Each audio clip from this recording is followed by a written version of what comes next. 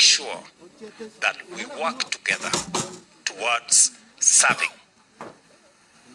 not interests of individuals, but the collective interest of the people of Kenya. And therefore, I want to ask for more collaboration, more working together, that the independence that we respect and enjoy must also look at how together, interdependently, can work towards achieving the greater interest and the greater good of the people of Kenya. So I really want to ask for a much more harmonious engagement and relationship between our different arms of government and also our different independent institutions, so that we keep focus not on what is good for one sector, but what is good for the greater good of the people of Kenya. Because that way we will be serving the interest of the Kenyan people. We must, by all means, defend our democracy and the rule of law. We must ensure that we also defend our independent institutions. But we must also ensure that we work together towards the common good of the people of Kenya, and that requires leadership that appreciates that our independence is for purposes of making sure that we serve the people of Kenya. It is not independence for any other purpose. It is for making sure that we draw the lines for us to operationally work towards working for the people of Kenya. And I want to ask for greater understanding, greater accommodation, greater intergovernmental and interagency collaboration for us to achieve what is good for the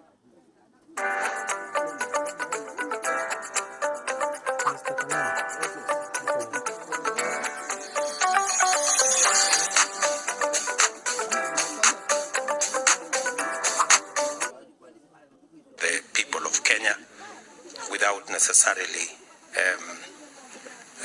disagreements that can jeopardize the greater good of the people of Kenya.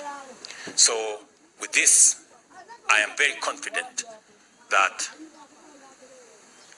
the transformation, the institutional changes we are going to make, the policy changes we are going to make, the improvement in terms of conditions for service, and the whole capabilities and equipment and tools that will be made available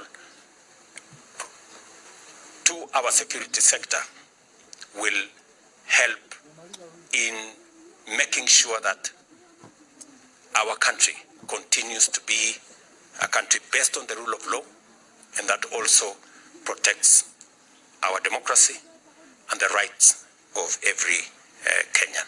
We are already making progress in all the three fronts.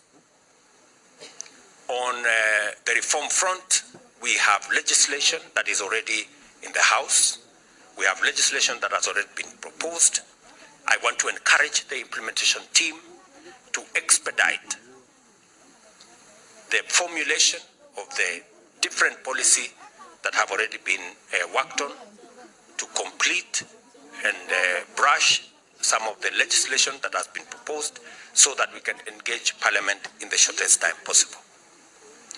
On matters equipment, we already have rolled out the modernization of our police service. The first phase, we already have equipment that have been purchased for use by our policemen and women, especially in the difficult areas that we have.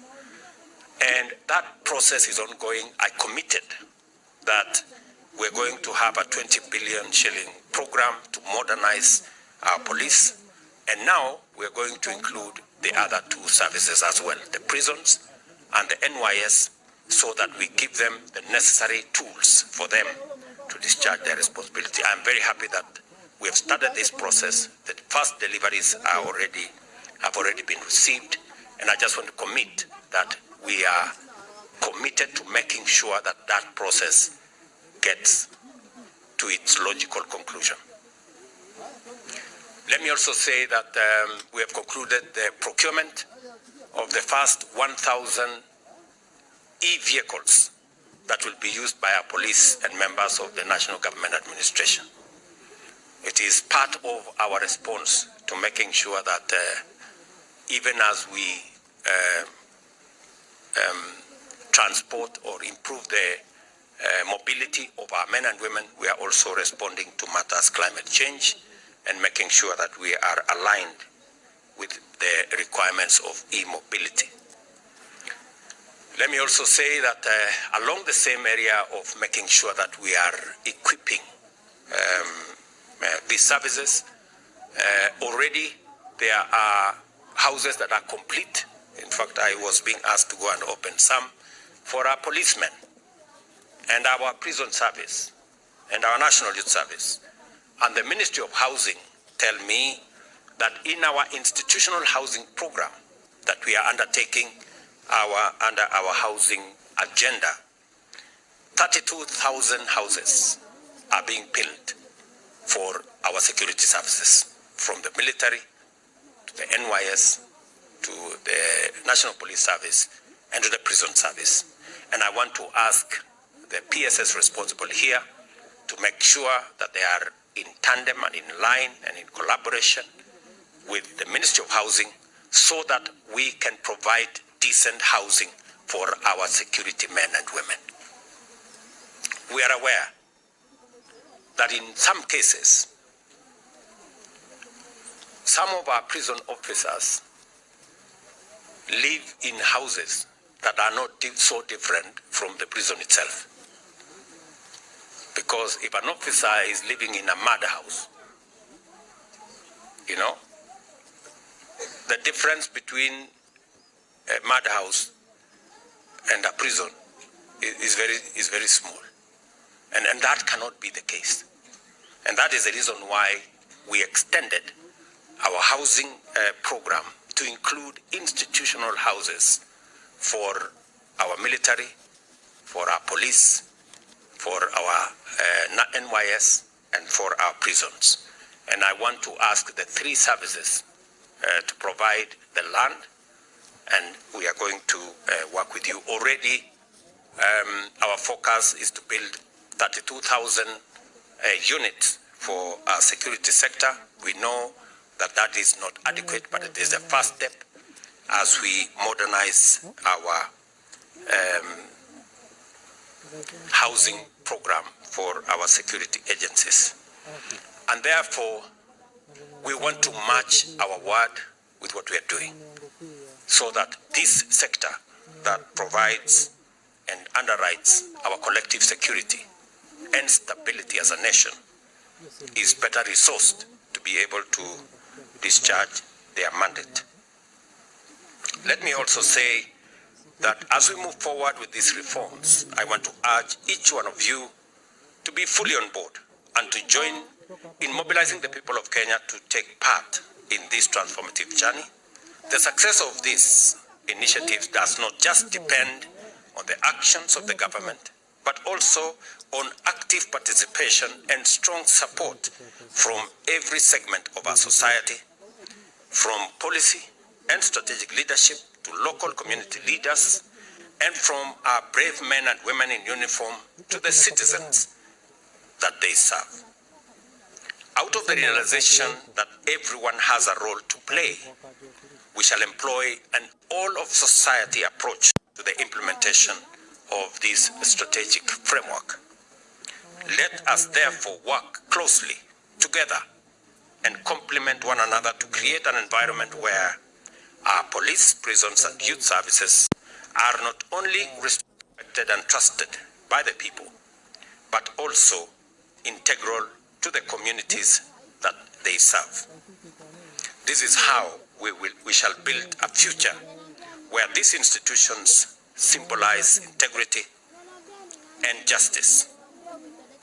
I take this opportunity to affirm my full commitment to oversee these reforms and ensure that they are implemented to achieve the transformation of our security services into models of public trust and efficiency.